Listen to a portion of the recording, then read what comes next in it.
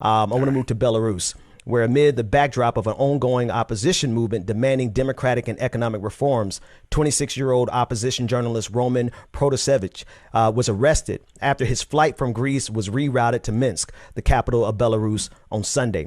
Protasevich works for a Telegram channel, Belamova, and according to the BBC, he had stepped in to write after another blogger was arrested by the Belarusian authorities in June of last year. Again, according to the BBC, Western countries have accused Belarus of hijacking the Ryanair flight in order to arrest the dissident reporter. Belarus sent a fighter jet to force flight FR 4978, which had departed from the Greek capital, Athens, and was bound for Lithuania, to land claiming a bomb threat. It touched down in the capital of Minsk. Here's a clip of the journalist who was arrested, and it was released by Belarus officials, in which the journalist appears to confess to the crime of organizing mass protests. Let's listen in. Добрый день, меня зовут Роман Протасевич. Вчера я был задержан сотрудниками МВД в национальном аэропорту Минск. Сейчас я нахожусь в СИЗО номер 1 города Минска. Могу заявить, что никаких проблем со здоровьем, в том числе связанных с какими-либо другими органами, у меня нет. Отношение со стороны сотрудников ко мне максимально корректное и по закону.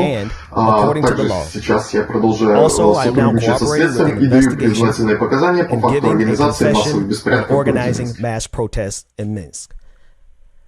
Now, as he gives this confession, I want you to notice this quote unquote confession that it is based on organizing mass protests. So the very nature of what's going on in Belarus is completely antithetical to what we understand here in the United States, the freedom of assembly. And in fact, the freedom to have opposition. The international debate around this is dividing up along the standard lines of the East versus the West. In response to this news, several international commentators compared this action to that of the United States taking similar actions in rerouting an international flight in order to attempt the arrest of Edward Snowden. In Belarus, however, there is a huge opposition movement demanding democratically elected leadership in fair elections and economic reform. This is in response to what the Belarusian opposition movement and Western governments say the president of Belarus, Alexander Lukashenko, who, according to the opposition, rigged the August 9th election. A huge police crackdown has curbed street protests and sent opposition leaders to prison or into exile. His father, here is the father, rather, of the detained journalist speaking out. On the 23rd of May at about 12:40 or 12:50, we found out from Telegram that a plane had been hijacked. We'd had some kind of parental intuition that morning that something wasn't right, but we never imagined anything like that was possible. When you find out that your son has been seized in such a vile, terrorist manner, just seized. If someone close to you is taken and they say, we'll put him away for a long time and he'll even get the death penalty, that's really hard. We were really shocked, really upset and depressed by what's happened. But we can't just let it go without punishment. How worried was Roman that he was in danger? When you are in the EU, I know this myself, even when you cross the border to Europe, you know you are under international protection. So I doubt Roman ever thought such a thing was possible, that there was a risk he could be seized.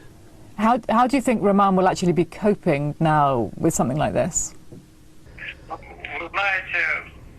I don't want to brag, but we're proud of our son. He's quite a strong character, although he's sensitive.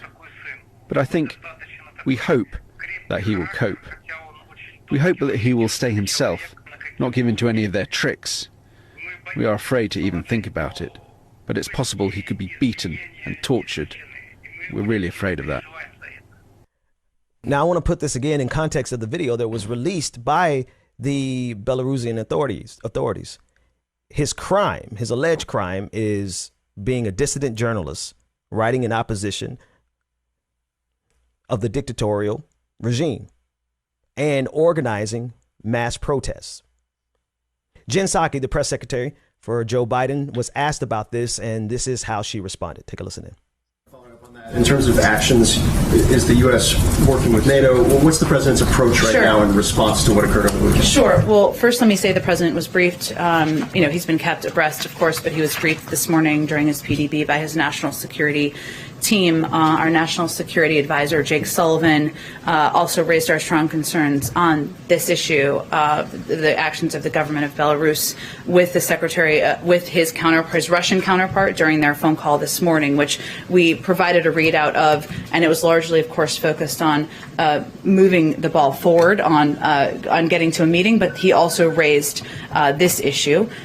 We certainly, since you gave me the opportunity to do this, condemn the Lukashenko's regime's ongoing harassment and arbitrary detention of journalists simply for doing their job. This was a shocking act, diverting a flight between 2 EU member states for the apparent purpose of arresting a journalist. It constitutes a brazen affront to international peace and security by the regime. We demand an immediate, international, transparent, and credible investigation of this incident. We are in touch with a range of partners bilaterally and through multilateral channels from NATO, the OSCE, UN, EU, and others. And we have nothing to read out at this point, but we will continue to coordinate closely with them. Is it the White House's belief or assessment that Russia was involved in the Belarus decision on that plane? I wasn't trying to jump to that conclusion, only to convey that, as Kelly noted, there has been a close relationship. And so as we're discussing ways we can engage to convey our point of view on the actions by the government of Belarus, that we're going to do that through many channels. Our ambassador in Belarus has also conveyed that directly. And there they were speaking about the allyship between Belarus and the Russian government. And of course, the question was whether or not the Biden administration believes that Russia had anything to do with this.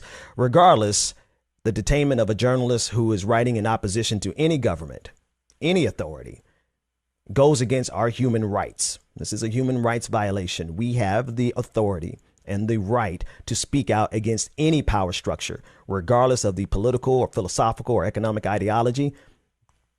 Opposition is a human right. We'll talk about this more as we get more information.